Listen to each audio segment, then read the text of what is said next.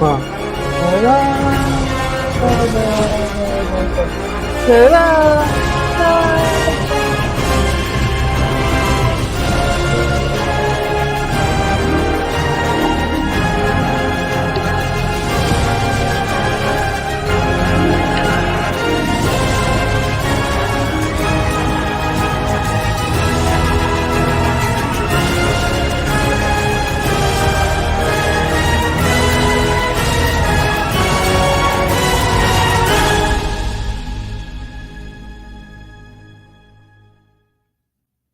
All right, all right, all right. It is the David Washington Show, a political podcast brought to you by the J. and Washington Network. I am your host, David Washington, and today we're going to talk about the Florida Leadership Council, an organization formed in 2022 by over 100 former Florida legislators, politicals, influencers, and I'm going to give my take on just how important this group of political insiders are to the Democratic Party. So we'll just jump right into it. But before we do, please, if you like what you hear or if you don't, let's have that conversation. Please comment. We want to hear what you have to say. I'm here in sunny Florida. It's just about almost time for the sun to completely set. I'm trying to get the lighting here as good as possible, so please bear with me.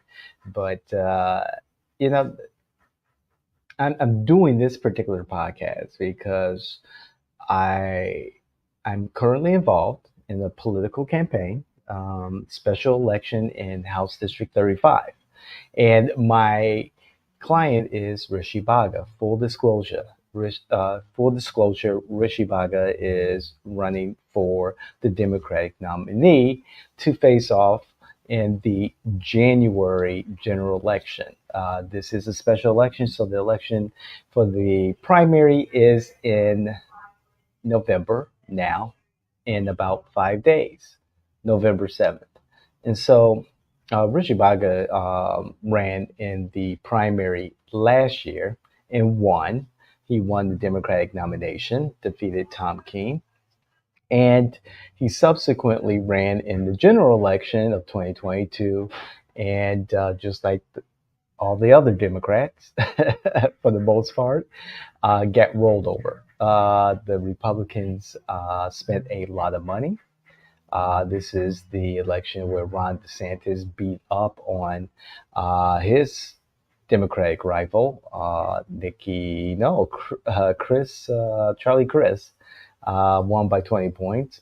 There was over $250 million spent by the Republicans to defeat Democrats and send the Democrats into a super minority in the House and also the state Senate. So this is where we're at. And so the person that defeated Rishi is now a president of a local college university.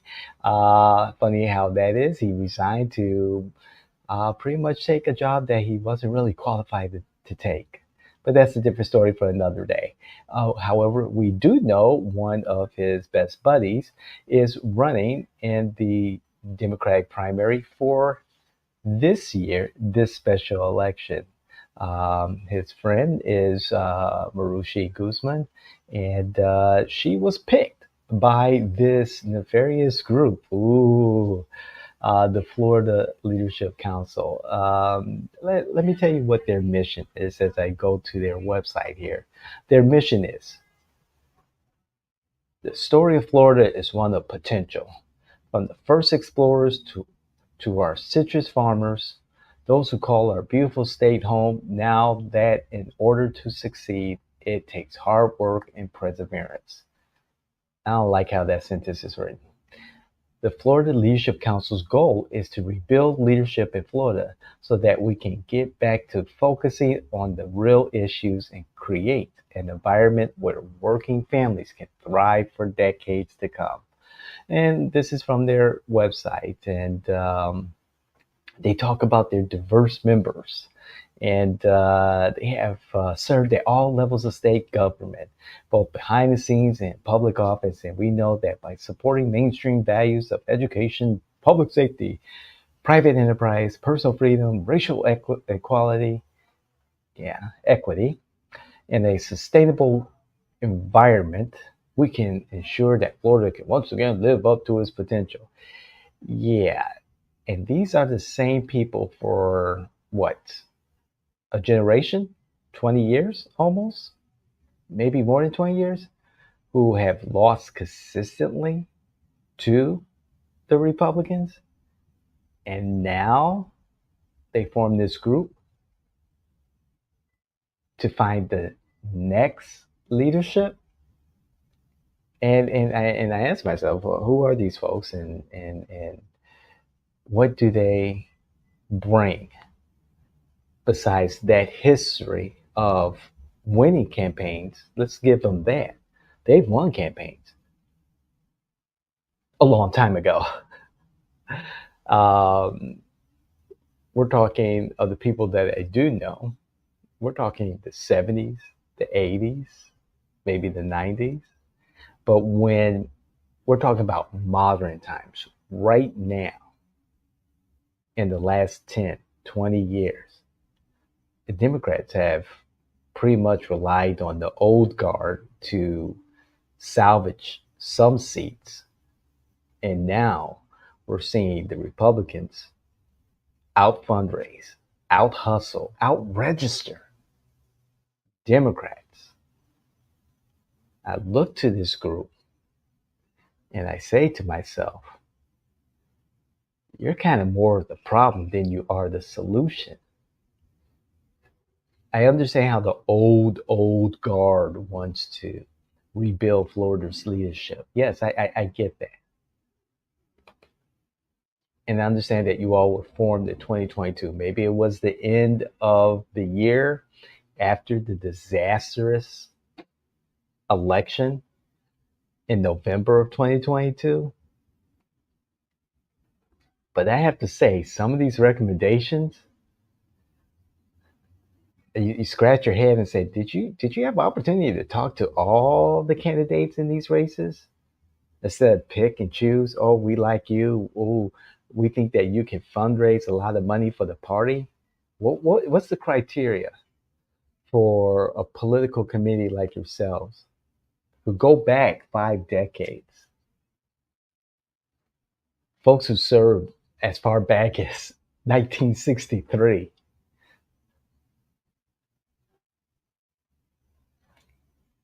What is it that you all can offer in creating a fresh, vibrant, progressive bench, Democratic bench? Rally the troops, regain that Democratic voter registration. Hey, I'm a longtime Democrat of over 30 years. So I think I have some say in some of this, okay?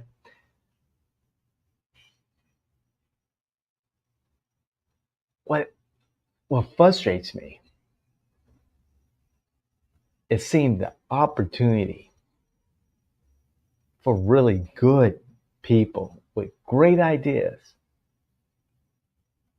being able to represent their communities, being overlooked.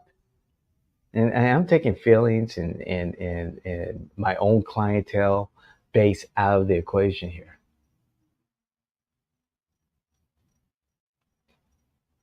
But when you have the organizations like the Florida Leadership Council picking and choosing who the winners and losers are before the voters have a chance to say, hey, there are alternatives. Bringing in folks, people, representatives, state senators, other people who can give significant endorsements from way out of the district to say, oh, this person in this district, we're going to fall in line with that person. because of your association. So how is that good for the community? How is it good for the community when you have a host of endorsements from politicals and influencers who don't even reside or represent the district in which you're giving your endorsement to? Even worse, how can you endorse someone who doesn't even live in the district, allegedly, whose ties to Republican politics is so deep? You might as well elect a Republican. You're essentially nominating, endorsing Republican light.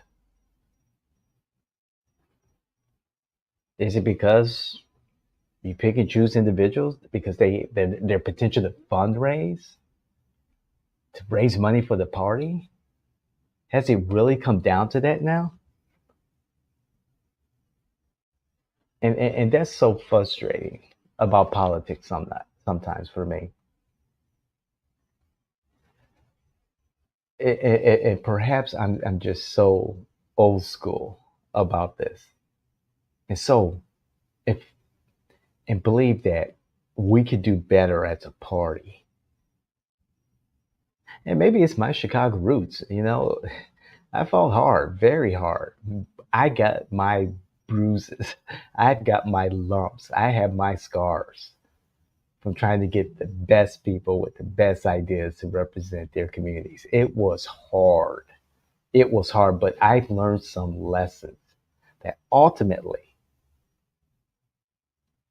the best candidate is, of course, the one that works hard in the community, has lasting relationships in the community beyond their own circles, beyond the influencers, the money makers, regular people who don't lead exceptional lives or have access to power and authority. It's having those relationships. And more importantly, having strong relationships with the party itself. With the party itself. How can you support candidates who just show up? Who just show up every election cycle? Never, ever put in the work for the party.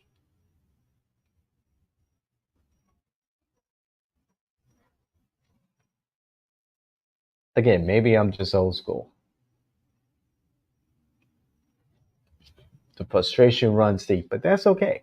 We have an obligation as a campaign team to win elections and to overcome any deficits that we see in the campaign. That's what we do. That's what we're good at. Overcoming deficits, being able to pivot, agile enough to address situations and campaigns that may cause a campaign to go south or just rocket to victory.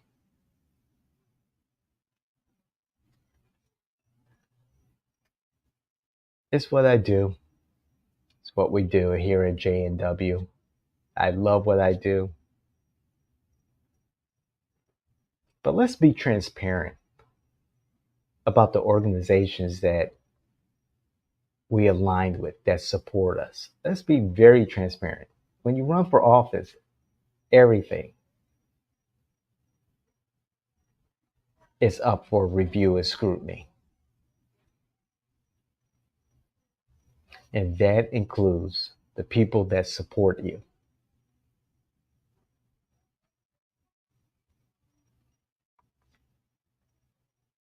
I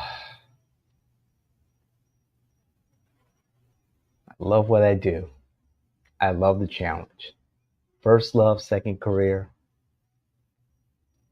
Applying all the skills and techniques, the knowledge, the tools, the resources to make a good campaign better and a better campaign the best.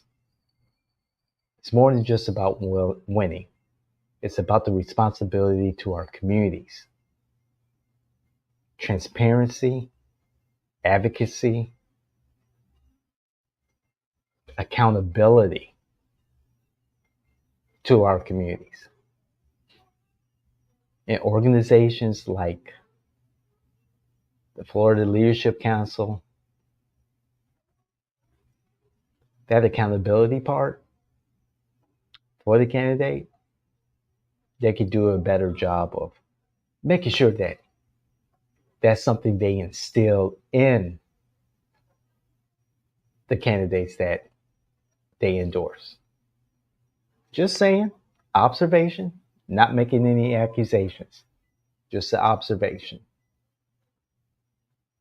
And let's do this in the best interest of the community. But again, endorsements, they matter when they come with a big bag of money. I've always said that. And endorsements are great. They're much better, of course, when they come from the people and the businesses in the district and the community that the candidate is trying to win office in. Bottom line. So, if you like what you hear, or if you don't, we still appreciate if you comment and let us know and tell us what your perception is. Let us know what you think and bring the facts. No feelings, bring facts. No feelings. I may come back and do a little bit more about the Florida Leadership Council and organizations like that. But let's pull back the veil and see what all of this is all about. You'll hear a little bit about that on Countertop Politics every Monday, 5 minutes of campaign insight, political innuendo, and of course, the secret sauce to campaign management. So, hey, if you support what we do, please drop us a line, visit our socials. Let's have that conversation. We appreciate you. Thank you. This is the David Washington Show. We're done.